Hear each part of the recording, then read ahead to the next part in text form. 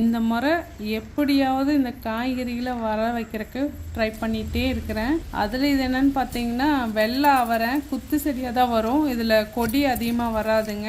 இதில் என்ன பிரச்சனைன்னு பார்த்தீங்கன்னா நம்ம வீட்டை சுற்றியும் ஒரு மயில் ஒன்று சுற்றிக்கிட்டே இருக்குங்க. அவனை வந்து நாங்கள் முருகான்னு தான் கூப்பிடுவோம்.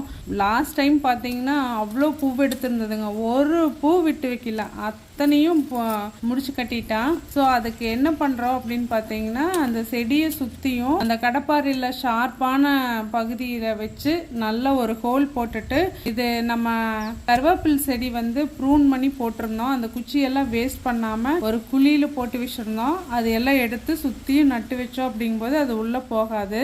குச்சி நட்டும்போது அந்த நீட்டிட்டு இருக்கிற கிளையெல்லாம் உள் பக்கமாக இருக்கிற மாதிரி நம்ம நட்டணும். இதுதானுங்க நம்ம பையப்புள்ள முருகன்.